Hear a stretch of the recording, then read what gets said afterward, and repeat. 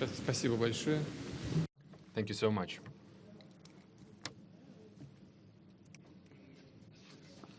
Shall we start working, I guess? Distinguished Mr. President, ladies and gentlemen, negotiations with the President of the United States, Donald Trump, took place in a frank and business-like atmosphere.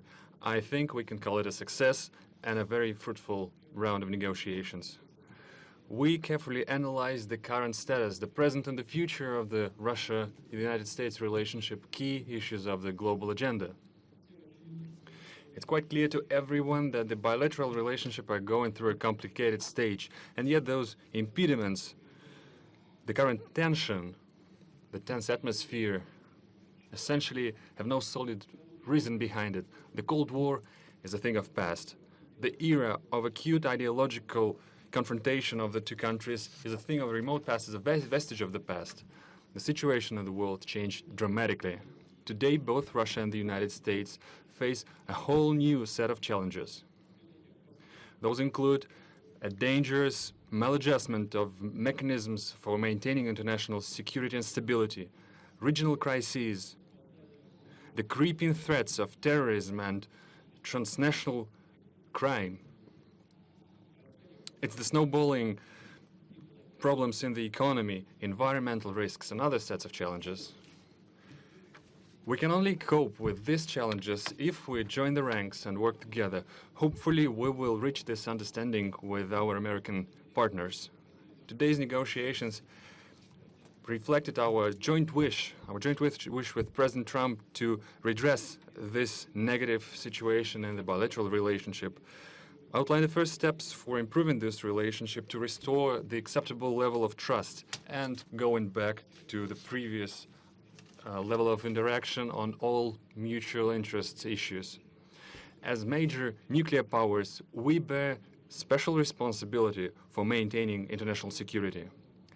I deem it vital, and we mentioned this during the negotiations, it's crucial that we fine-tune the dialogue on strategic stability and global security and non-proliferation of weapons of mass destruction. We submitted our American colleagues a note with a number of specific suggestions. We believe it necessary to work together further on to interact on the disarmament agenda, military and technical cooperation. This includes the extension of the strategic offensive arms limitation treaty. It's the dangerous situation with the global American anti-missile defense system. It's the implementation issues with the INF treaty. And of course, the agenda of non-placement of weapons in space. We favor the continued cooperation in counterterrorism and maintaining cybersecurity. And I'd like to point out specifically that our special services are cooperating quite successfully together. The most recent example is their operational cooperation within the recently concluded World Football Cup. In general, the contacts among the special services should be put to a system-wide basis, should be brought to a systemic framework. I reminded President Trump about the suggestion to re-establish the working group on anti-terrorism. We also mentioned a plethora of regional crises. It's not always that our postures dovetail exactly, and yet the overlapping and mutual interests abound. We have to look for points of contact and interact closer in a variety of international fora. Clearly, we mentioned the regional crisis, for instance, Syria. As far as Syria is concerned, the task of establishing peace and reconciliation in this country could be the first showcase example of the successful joint work. Russia and the United States apparently can act proactively and assume the leadership in this issue and organize the interaction to overcome humanitarian crisis and help Syrian refugees to go back to their homes. In order to accomplish this level of successful cooperation in Syria, we have all the required components. Let me remind you that both Russian and American military have acquired a useful experience of coordination of their action, established the operational channels of communication, which permitted to avoid dangerous incidents and unintentional collisions in the air and in the ground. Also, crushing terrorists in the southwest of Syria, the south of Syria, should be brought to the full compliance with the Treaty of 1974 about the separation of forces, separation of forces of Israel and Syria. This will bring peace to Golan Heights and bring a more peaceful relationship between Syria and Israel, and also to provide security of the State of Israel. Mr. President paid special attention to the issue during today's negotiations, and I would like to confirm that Russia is interested in this development and this will act accordingly. Thus far, we will make a step toward creating a lasting peace in compliance with the respective resolutions of Security Council, for instance, the Resolution 338. We're glad that the Korean Peninsula issue is starting to resolve. To a great extent, it was possible thanks to the personal engagement of President Trump, who opted for dialogue instead of confrontation. We also mentioned our concern about the withdrawal of the United States from the JCPOA. Well, our US counterparts are aware of our posture. Let me remind you that thanks to the Iranian nuclear deal, Iran became the most controlled country in the world. It's submitted to the control of IAEA.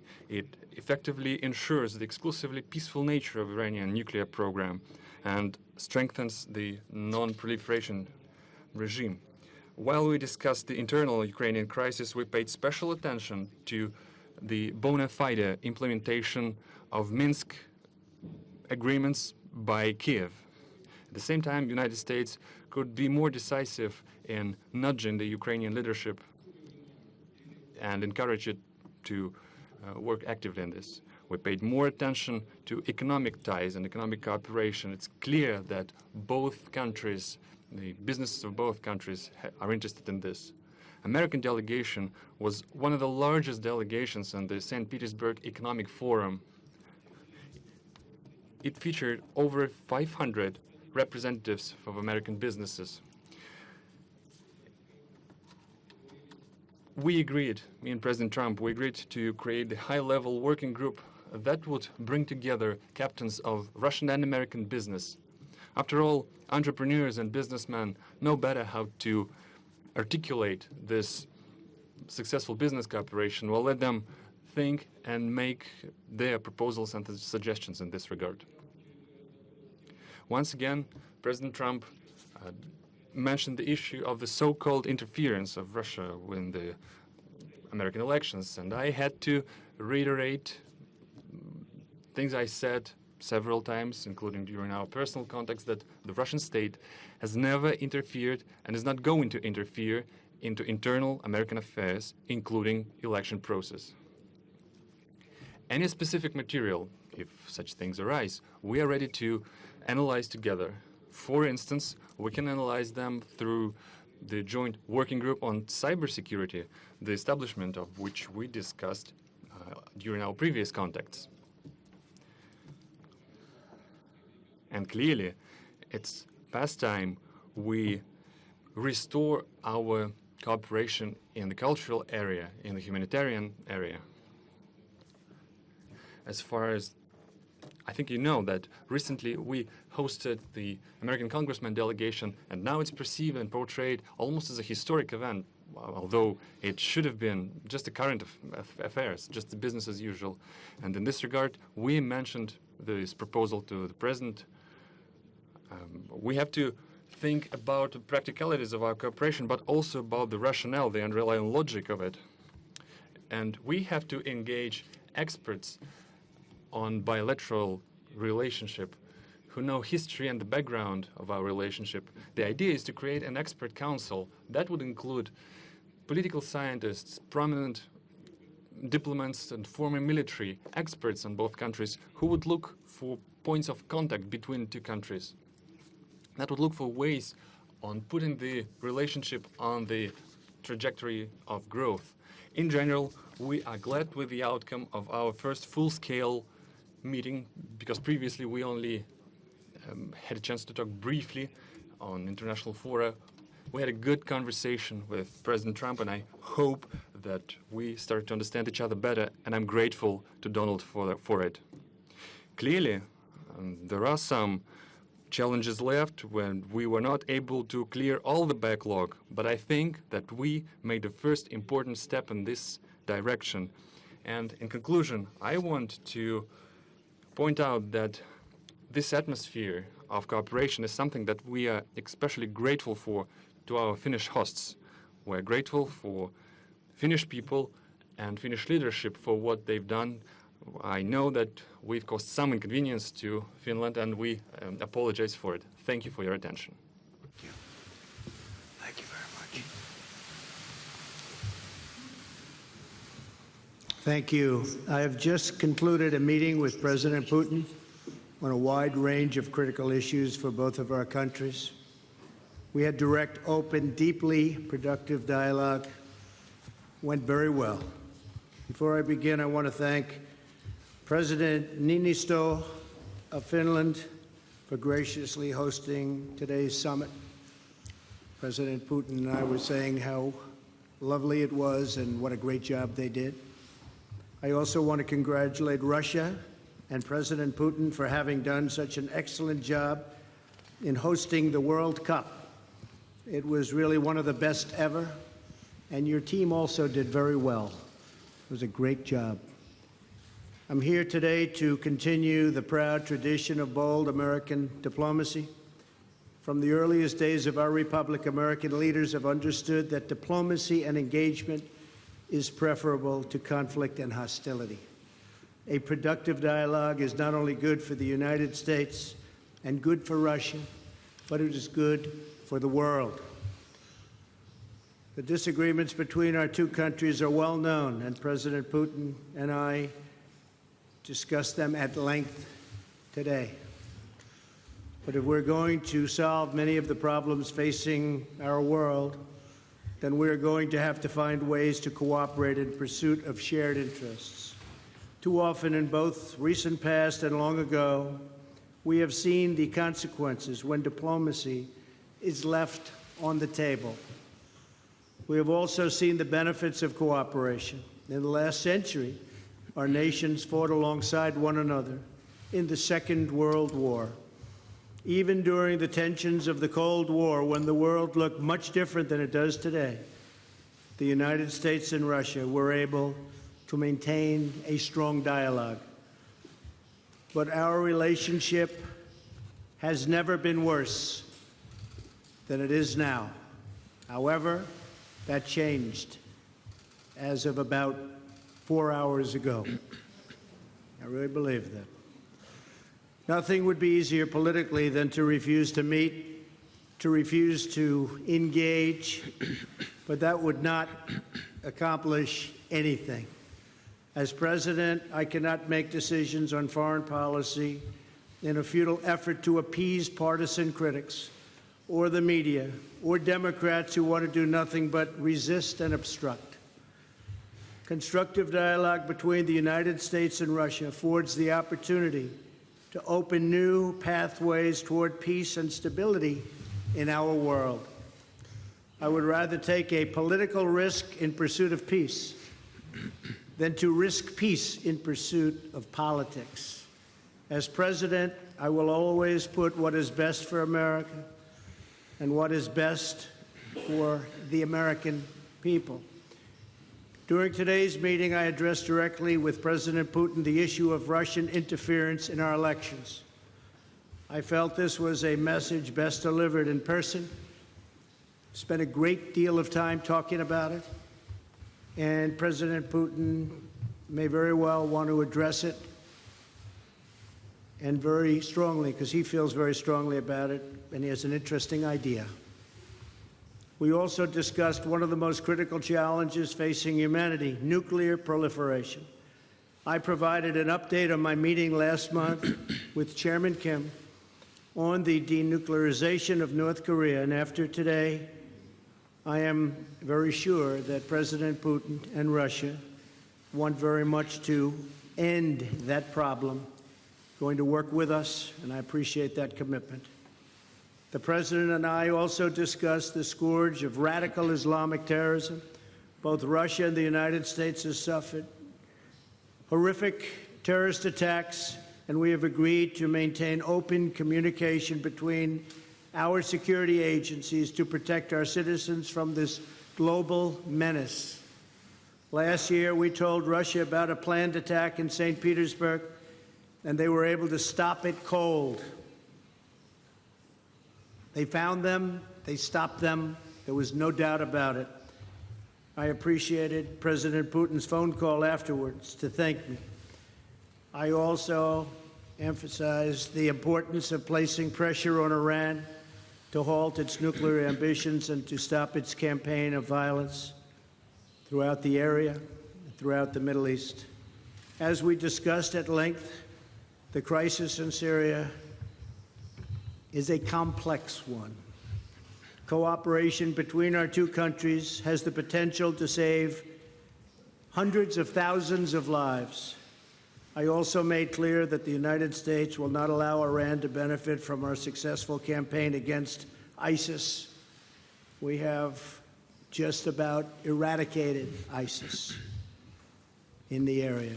We also agreed that representatives from our national security councils will meet to follow up on all of the issues we addressed today and to continue the progress we have started right here in Helsinki. Today's meeting is only the beginning of a longer process, but we have taken the first steps toward a brighter future, and one with a strong dialogue and a lot of thought. Our expectations are grounded in realism, but our hopes are grounded in America's desire for friendship, cooperation, and peace. And I think I can speak on behalf of Russia when I say that also. President Putin, I want to thank you again for joining me for these important discussions and for advancing open dialogue between Russia and the United States. Our meeting carries on a long tradition of diplomacy between Russia, the United States, for the greater good of all. And this was a very constructive day. This was a very constructive few hours that we spent together. It's in the interest of both of our countries to continue our conversation, and we have agreed to do so. I'm sure we'll be meeting again in the future, often, and hopefully we will solve every one of the problems that we discussed today. So, again, President Putin, thank you very much. Господа президенты, сейчас журналисты. Distinguished presidents, now the journalists would have a chance to ask two questions, two sets of questions each. First, the Russian journalist will ask the question. Please give your affiliation. Good afternoon. My name is Alexei Meshkov, Interfax Information Agency. I have a question to President Trump. During your recent European tour, you've mentioned that the implementation of the Nord Stream 2 gas pipeline makes Europe a hostage of Russia, and you suggested that you could free Europe from this by supplying American LNG. But this cold winter actually showed that the current mechanism of supply of fuel to Europe is quite viable. At the same time, as far as I know, US had to buy even Russian gas for Boston. I have a question. The implementation of your idea has a political tinge to it, or is it a practical one? Because there will be a gap formed in the supply and demand mechanism, and the first, it's the consuming countries who will fall into this gap. And the second question, before the meeting with President Putin, you called him an adversary, a rival, and yet you expressed hope that you will be able to bring this relationship to a new level. Did you manage to do this? Actually, I called him a competitor, and a good competitor he is. And I think the word competitor is it's a compliment. I think that we will be competing when you talk about the pipeline. I'm not sure necessarily that it's in the best interests of Germany or not, but that was a decision that they made. We'll be competing. As you know, the United States is now, or soon will be, but I think it actually is right now the largest in the oil and gas world. So we're going to be selling LNG, and we'll have to be competing with the pipeline. And I think we'll compete successfully, although there is a little advantage locationally. So I just wish them luck. I mean, I did. I discussed with Angela Merkel in pretty strong tones, but I also know where they're all coming from. And they have a very close source. So we'll see how that all works out. But we have lots of sources now, and the United States is much different than it was a number of years ago when we weren't able to extract what we can extract today. So today we're #1 in the world at that, and I think we'll be out there competing very strongly. Thank you very much. If I may, I throw in some 2 cents. We talked to Mr. President, including this subject as well. We are aware of the stance of President Trump, and I think that we, as a major oil and gas power, and the United States is a major oil and gas power as well, we could work together on regulation of international markets, because neither of us is actually interested in the plummeting of the prices. And the consumers will suffer as well, and the consumers in the United States will suffer as well, and the shale gas production will suffer. Because beyond a certain price bracket, it's no longer profitable to produce gas. But nor we are interested in driving prices up, because it will drain juices, life juices, from all other sectors of the economy, from machine building, etc. So we do have space for cooperation here. That's the first thing. Then about the Nord Stream 2. Mr. President voiced his concerns about the possibility of disappearance of transit through Ukraine, and I reassured Mr. President that Russia stands ready to maintain this transit. Moreover, we stand ready to extend this transit contract that is about to expire next year, in case if the dispute between the economic entities will be settled in the Stockholm Arbitration Court. This goes to Jeff Mason from Reuters.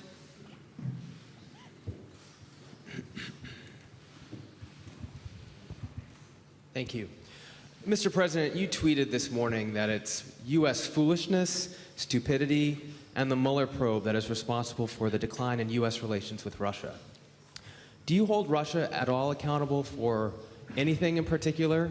And if so, what would you consider them that they are responsible for? Yes, I do. I hold both countries responsible. I think that the United States has been foolish. I think we've all been foolish. We should have had this dialogue a long time ago, a long time, frankly, before I got to office. And I think we're all to blame. I think that the United States now has stepped forward along with Russia, and we're getting together, and we have a chance to do some great things, whether it's nuclear proliferation in terms of stopping, because we have to do it. Ultimately, that's probably the most important thing that we can be working on. But I do feel that we have both made some mistakes. I think that the probe is a disaster for our country. I think it's kept us apart. It's kept us separated. There was no collusion at all. Everybody knows it. People are being brought out to the fore. So far that I know, virtually none of it related to the campaign, and they're going to have to try really hard to find somebody that did relate to the campaign. That was a clean campaign. I beat Hillary Clinton easily, and frankly, we beat her, and I'm not even saying from the standpoint, we won that race, and it's a shame that there can even be a little bit of a cloud over it. People know that, people understand it, but the main thing, and we discussed this also, is zero collusion, and it has had a negative impact upon the relationship of the two largest nuclear powers in the world. We have 90% of nuclear power between the two countries, It's ridiculous. It's ridiculous what's going on with the probe. For President Putin, if yeah, I could follow up as well, why should Americans and why should President Trump believe your statement that Russia did not intervene in the 2016 election, given the evidence that U.S. intelligence agencies have provided? And will you consider extraditing the 12 Russian officials that were indicted last week by a U.S. grand jury? Well, I'm going to let the president answer the second part of that question. But as you know, the whole concept of that came up perhaps a little bit before, but it came out as a reason why the Democrats lost an election, which, frankly, they should have been able to win because the Electoral College is much more advantageous for Democrats, as you know, than it is to Republicans. We won the Electoral College by a lot, 306 to 223, I believe. And that was a well-fought battle. We did a great job. And frankly, I'm going to let the president speak to the second part of your question. But just to say it one time again, and I say it all the time, there was no collusion. I didn't know the president. There was nobody to collude with. There was no collusion with the campaign. And every time you hear all of these, 12 and 14, it's stuff that has nothing to do, and frankly, they admit, these are not people involved in the campaign. But to the average reader out there, they're saying, well, maybe that does. It doesn't. And even the people involved, some perhaps told misstories, although in one case the FBI said there was no lie. There was no lie. Somebody else said there was. We ran a brilliant campaign, and that's why I'm president. Thank you. As to who is to be believed and to who is not to be believed, you can trust no one if you take this. Where did you get this idea that President Trump trusts me or I trust him? He defends the interest of the United States of America, and I do defend the interest of the Russian Federation. We do have interests that are common. We are looking for points of contact. There are issues where our postures diverge, and we are looking for ways to reconcile our differences, how to make our effort more meaningful. We should not proceed from the immediate political interests that guide certain political powers in our countries. We should be guided by facts. Could you name a single fact that would definitively prove the collusion? This is utter nonsense. Just like the president recently mentioned.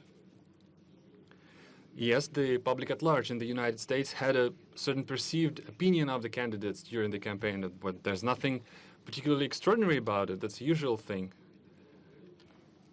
President Trump, when he was a candidate, he mentioned the need to restore the Russia-US relationship, and it's clear that a certain part of American society felt sympathetic about it, and different people could express their sympathy in different ways. But isn't that natural? Isn't it natural to be sympathetic towards a person who is willing to restore the relationship with our country, who wants to work with us?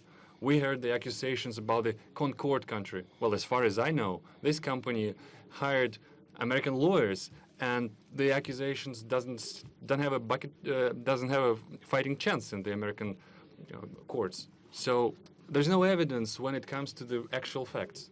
So we have to be guided by facts and not by rumors.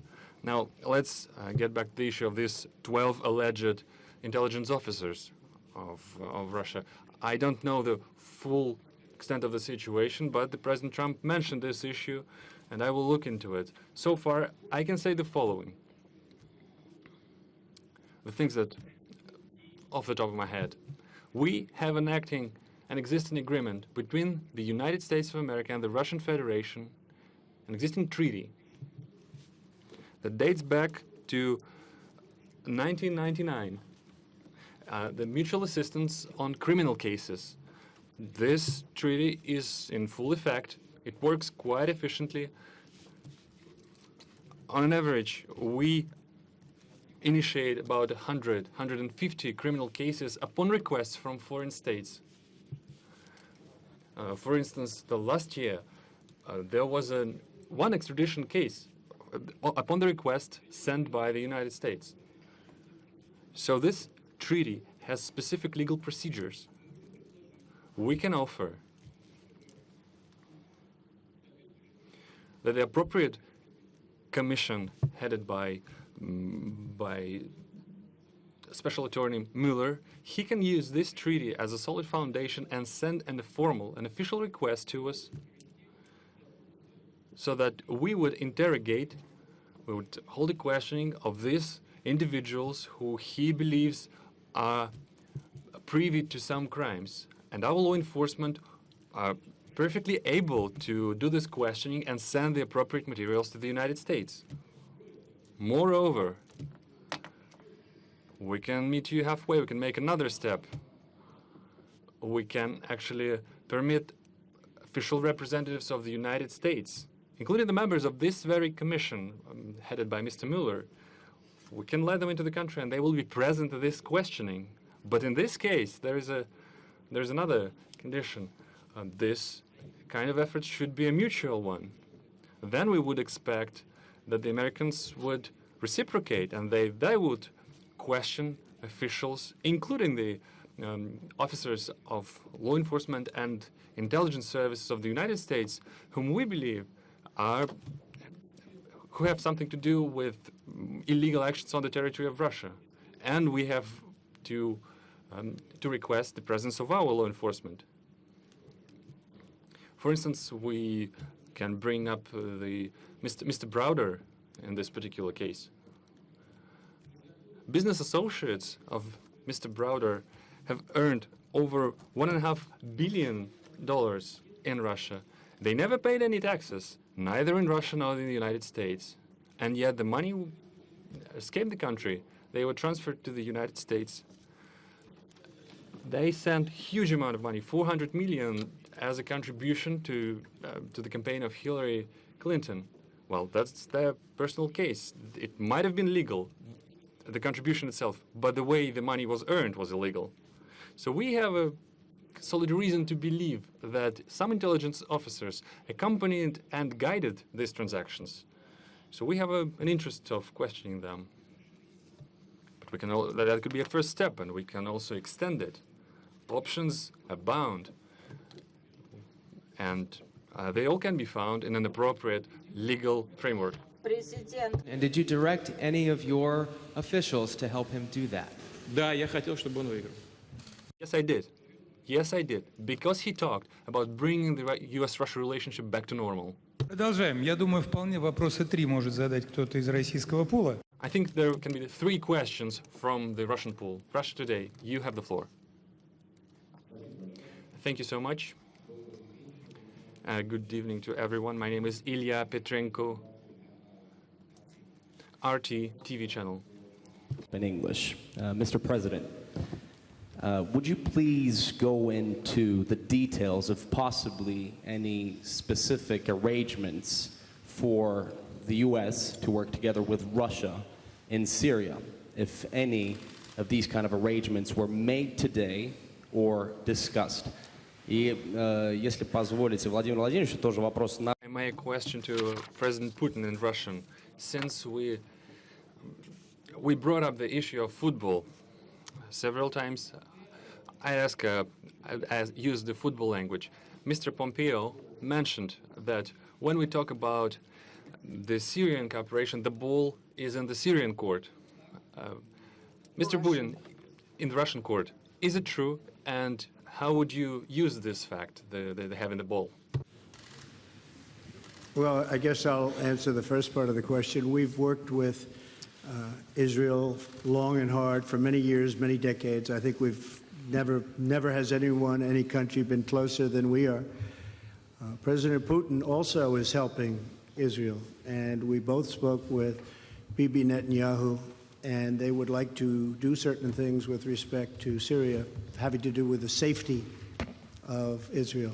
So in that respect, we absolutely would like to work in order to help Israel, and Israel will be working with us, so both countries would work jointly.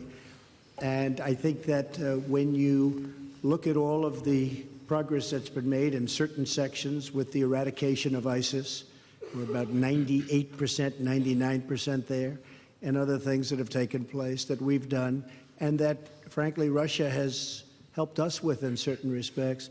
But I think that working with Israel is a great thing, and creating safety for Israel is something that both President Putin and I would like to see very much.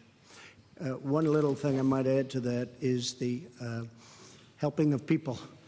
Helping of people, because you have such horrible, if you see, and I've seen reports and I've seen pictures, I've seen just about everything.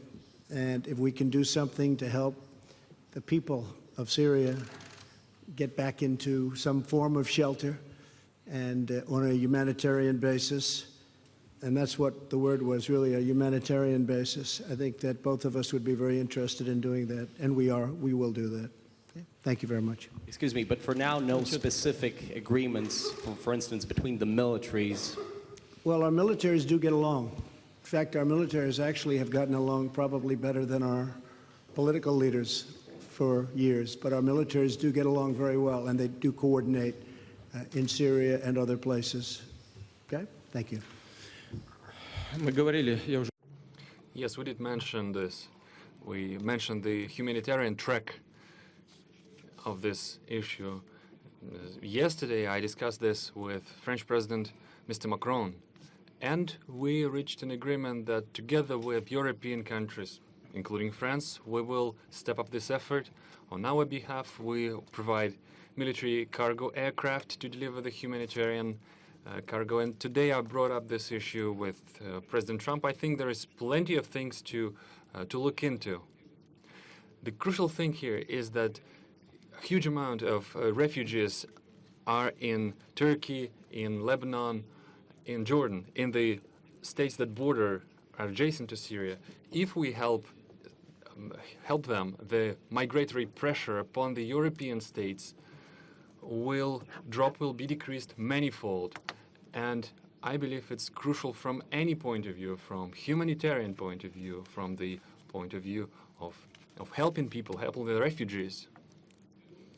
And in general, I agree, I concur with President Trump. Our military cooperate quite successfully together. They do get along, and I hope they will be able to do so in future.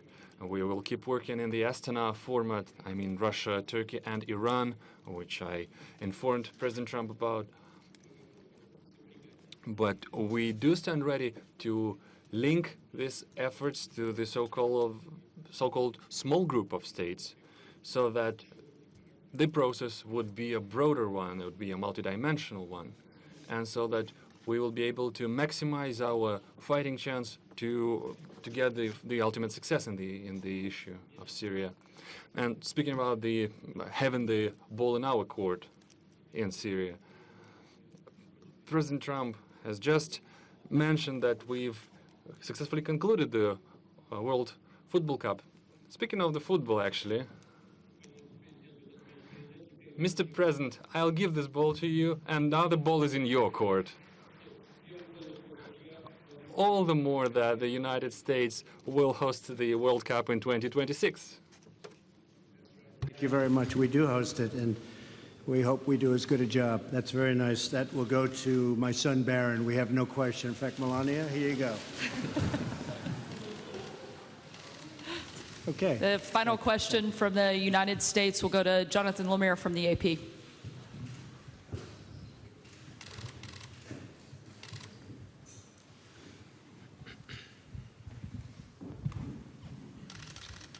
Thank you. Question for each president. President Trump, yes. You first. Just now, President Putin denied having anything to do with the election interference in 2016. Every U.S. intelligence agency has concluded that Russia did. My first question for you, sir, is who do you believe? My second question is, would you now, with the whole world watching, tell President Putin, would you denounce what happened in 2016, and would you warn him to never do it again? So let me just say that we have two thoughts. You have groups that are wondering why the FBI never took the server. Haven't they taken the server? Why was the FBI told to leave the office of the Democratic National Committee? I've been wondering that. I've been asking that for months and months, and I've been tweeting it out and calling it out on social media. Where is the server? I want to know where is the server and what is the server saying? With that being said, all I can do is ask the question. My people came to me, Dan Coates came to me, and some others. They said they think it's Russia. I have President Putin. He just said it's not Russia. I will say this. I don't see any reason why it would be, but I really do want to see the server. But I have confidence in both parties. I really believe that this will probably go on for a while, but I don't think it can go on without finding out what happened to the server. What happened to the servers of the Pakistani gentlemen that worked on the DNC? Where are those servers? They're missing. Where are they? What happened to Hillary Clinton's emails? 33,000 emails gone, just gone. I think in Russia they wouldn't be gone so easily. I think it's a disgrace that we can't get Hillary Clinton's 33,000 emails. So I have great confidence in my intelligence people, but I will tell you that President Putin was extremely strong and powerful in his denial today. And what he did is an incredible offer.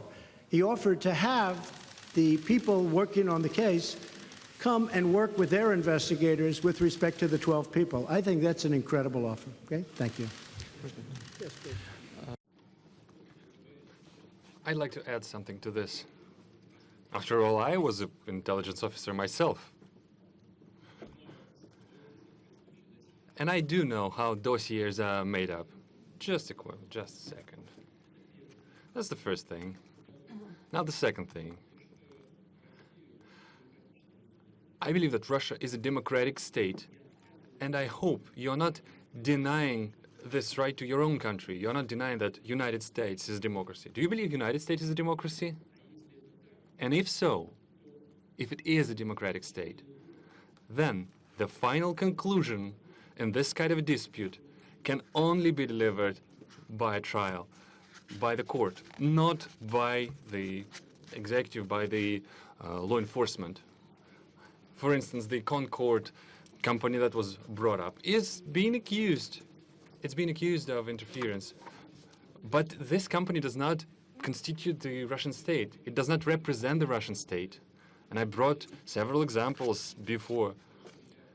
Well, you have a lot of individuals in the United States, take George Soros, for instance, with multi-billion capitals. But does that make him, his position, his posture, the posture of the United States? No, it does not. Well, it's the same case. There is the issue of trying a case in the court, and the final say is for the court to deliver. We are now talking about the private, the individuals, and not about particular states. And as far as the most recent allegation is concerned about the Russian intelligence officers, we do have an intergovernmental treaty. Please do send us the request. We will analyze it properly and we'll send a formal response.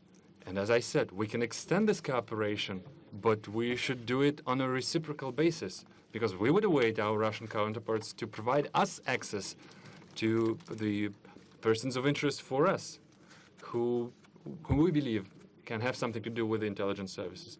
Let's discuss the specific issues and not use the Russia and the US relationship as a loose change for this internal political struggle. A question for President Putin. Thank you. Two questions for you, sir. Can you tell me what President Trump may have indicated to you about officially recognizing Crimea as part of Russia? And then secondly, sir, does the Russian government have any compromising material on President Trump or his family?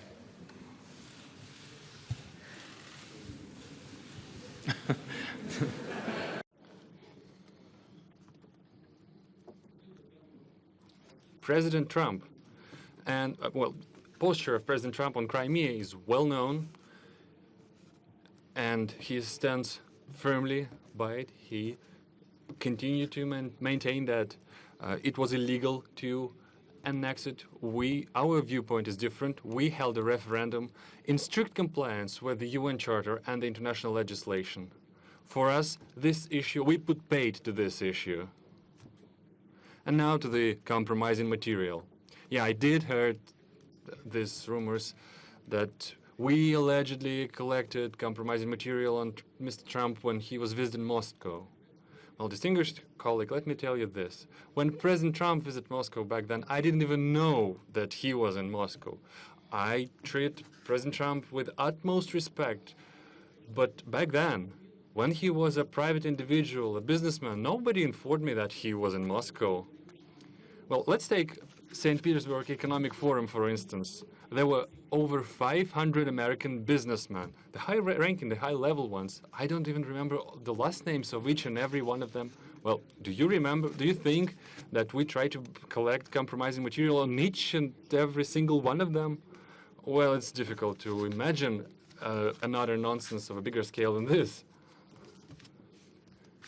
Well, please just disregard these issues and don't think about this anymore again. It would have been out long ago. And if anybody watched Peter Strzok testify over the last couple of days, and I was in Brussels watching it, it was a disgrace to the FBI. It was a disgrace to our country. And you would say that was a total witch hunt. Thank you very much, everybody. Thank you.